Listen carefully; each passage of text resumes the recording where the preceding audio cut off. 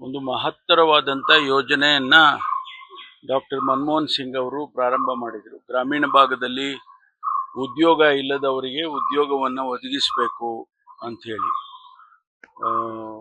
ಜನಸಮುದಾಯ ಉದ್ಯೋಗ ಮಾಡಿದರೆ ಅವರು ಒಂದು ರೀತಿಯಲ್ಲಿ ನ್ಯಾಷನಲಿ ಒಂದು ಹೆಚ್ಚು ಭಾರ ಆಗುತ್ತೆ ಅನ್ನೋದನ್ನು ತಪ್ಪಿಸಬೇಕು. ಒಂದು ಕೆಲಸ ಕಾರ್ಯಗಳು ಕೂಡ ಆಗುತ್ತೆ, ನಮಗೆ ಅಭಿವೃದ್ಧಿ ಕೆಲಸಗಳಾಗುತ್ತೆ, ಅವರಿಗೆ ಉದ್ಯೋಗ ಸಿಗುತ್ತೆ. ಈ ಕಾನ್ಸೆಪ್ಟನ್ನು ಡೆವಲಪ್ ಮಾಡಿದ್ರು. ಇವತ್ತು ಅದರನ್ನು ಸಪೋರ್ಟ್ ಮಾಡಿಕೊಂಡೇ ಕೇಂದ್ರ ಸರ್ಕಾರ ಬಂದಿದೆ. ಈಗ ನಾವು ಸಪೋರ್ಟ್ ಮಾಡೋದಿಲ್ಲ ಅಂತ ಹೇಳಿದರೆ ಒಂದು ನ್ಯಾಷನಲ್ ಪ್ರೋಗ್ರಾಮ್, ಫ್ಲಾಗ್ಶಿಪ್ ಪ್ರೋಗ್ರಾಮ್, ರಾಷ್ಟ್ರೀಯ ಮಟ್ಟದಲ್ಲಿ ಇಡೀ ಎಲ್ಲ ರಾಜ್ಯಗಳಿಗೂ ಕೊಡುವಂಥ ಈ ಕಾರ್ಯಕ್ರಮವನ್ನು ಅವರು ಯಾವ ದುರುದ್ದೇಶ ಇಟ್ಕೊಂಡು ಮಾಡ್ತಾ ಇದ್ದಾರೆ ಗೊತ್ತಿಲ್ಲ. ಈಗ ನಾವು ನಮ್ಮ ರಾಜ್ಯದಲ್ಲಿ ಇದನ್ನ ನಾವೇ ಸಪೋರ್ಟ್ ಮಾಡಬೇಕು, ರಾಜ್ಯ ಸರ್ಕಾರನೇ ಸಪೋರ್ಟ್ ಮಾಡಬೇಕು, ಇದನ್ನ ನಿಲ್ಲಿಸಬಾರ್ದು ಅನ್ನುವಂಥ ಚರ್ಚೆಗಳನ್ನು ನಾವು ಮಾಡಿದ್ದೇವೆ. ಅಂತಿಮವಾಗಿ ಒಂದು ತೀರ್ಮಾನ ರಾಜ್ಯ ಸರ್ಕಾರ ತಗೊಳುತ್ತೆ. ಯಾಕೆಂದ್ರೆ ಇದು ಬಹಳ ಉಪಯುಕ್ತವಾದಂಥ ಇದು ಕಾರ್ಯಕ್ರಮ, ಇದು ಯೋಜನೆ.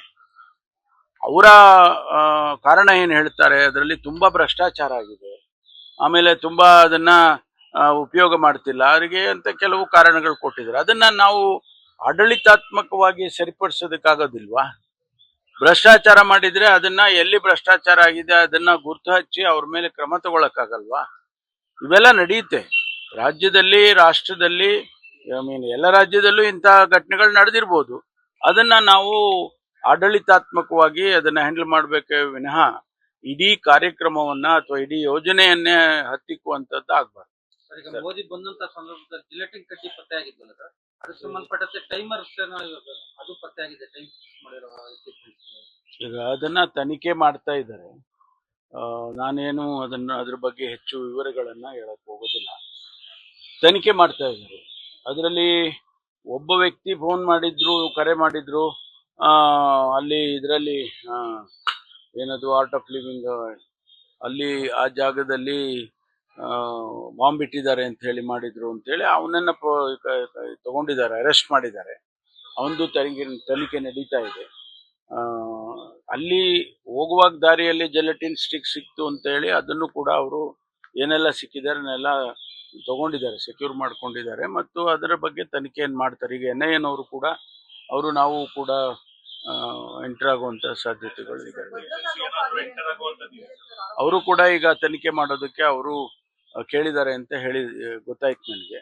ನಾವು ಅವ್ರಿಗೆ ಕೇಳಿದ್ರೆ ಅವ್ರಿಗೆ ಕೊಡ್ತೇವೆ, ಅವರು ತನಿಖೆ ಮಾಡಲಿ.